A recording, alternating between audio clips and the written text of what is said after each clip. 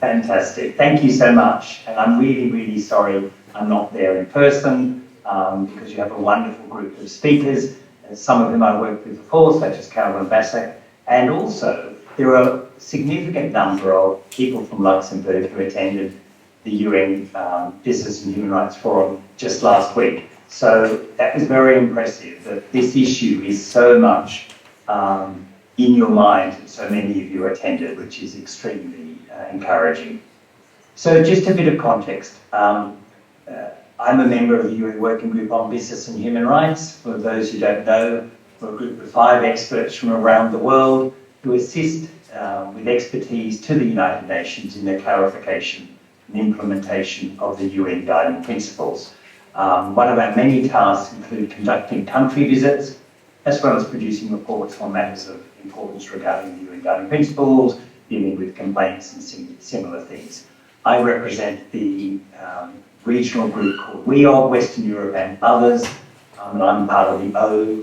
I'm from Australia, so Luxembourg's quite some distance for me, but actually I live in the UK, so it's not too bad. Anyway, just a bit of context. 2 years ago, I travelled to Luxembourg for 10 days on behalf of the working group on what the UN calls this country visit, which is effectively a deep dive into how a country is implementing the UN Guiding Principles.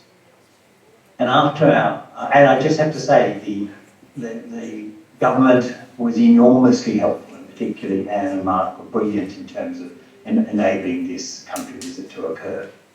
So we published a report about it, which is available on our website.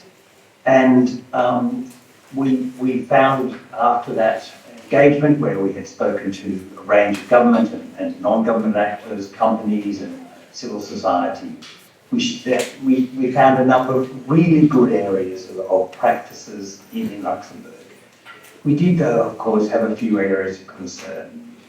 For example, let me just mention 3, the need for better access to justice and less obstacles for those seeking remediation for corporate adverse human rights and the environment, the need to improve the NCP, the National Contact Point, which I see has already begun to happen, and more transparency generally with less reliance on trust and knowledge of each other.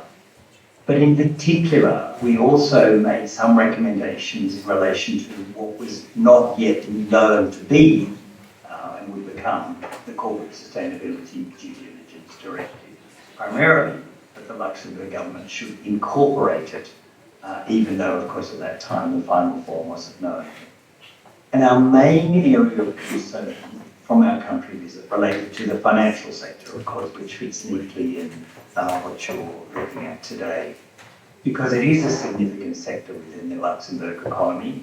And although, of course, I know that the Corporate Sustainability Due Diligence Directive excludes the downstream actions of the financial sector, we, as a work group, do not support that limitation. In fact, we wrote a public letter to the European Commission during the drafting of the Corporate Sustainability Due Diligence Directive and said that downstream actions must be included. Why? Because financial actors have an unparalleled ability to influence companies, scale up on the implementation of guiding principles, as their role affords them opportunities to promote responsible environmental stewardship and socially responsible development, including helping all businesses to fulfil their responsibility to respect human rights by undertaking human rights due diligence. And this was confirmed in the more recent report by the Working Group on investors, ESG, environmental, social governance, and human rights. So investors, ESG, and human rights also on our website, where it noted the potentially really powerful leverage of financial institutions on business to respect human rights. And there was a real need to take human rights seriously in ESG investment, which is meant to be investment in people and the planet, but we found very limited awareness about taking human rights really as the focus of these discussions. And in fact, limited awareness also that a lack of action by financial institutions where its investees had potential or actual adverse human rights impacts could make that financial institution itself a contributor to that impact and would mean it could remediate, it should remediate it. So these are all key matters for financial institutions. And those are very much just part of many recommendations that came as a consequence of that report. But let me return to the focus of this session, which is the Luxembourg financial sector, and what we found in our country visit, including from our discussions with those in the financial sector. First, we found there was some confusion as to what is meant by sustainable finance.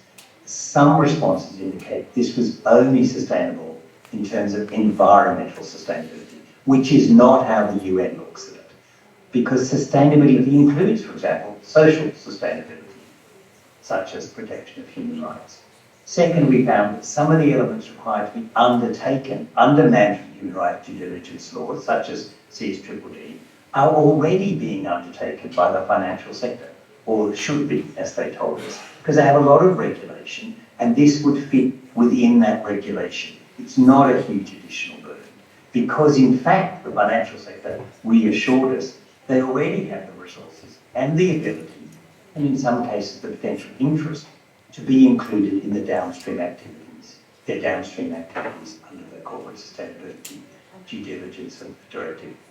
And third, and linked to our report on investors, there's a narrow focus on financial materiality alone, which is the case with many investors, is not sufficient to find actual and potential human rights impacts of investees.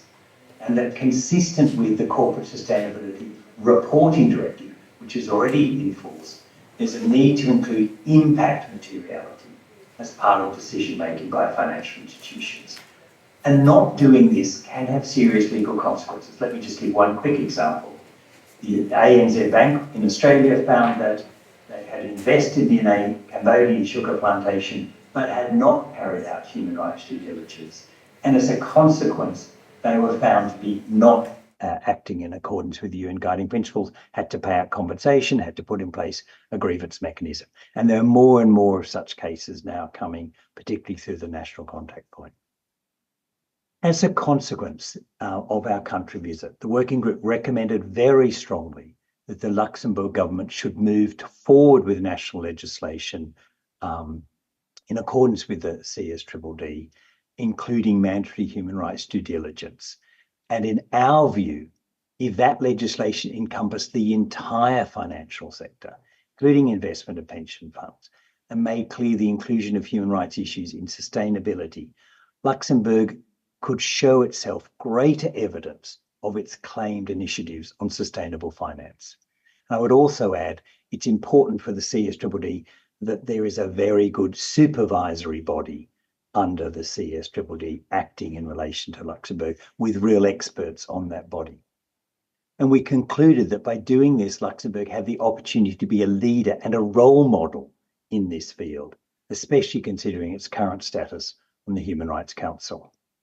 So how would I conclude? Now that I've looked back at our country visit report after almost 2 years since I was there, and since the passing of the Corporate Sustainability Due Diligence Directive, as well as the light of our much deeper dive in our report on investors, ESG and human rights, I feel even more strongly that Luxembourg should transpose the CSDDD into its law as quickly as feasible, and that the financial sector should be included in that law. So I realise this is quite a step forward than where it might be, but that comes out from all our investigations and our focus on Luxembourg and the finance sector within the Luxembourg government and within Luxembourg more generally. So I hope that helps introduce this session for you. Thank you very much, Jean-Louis.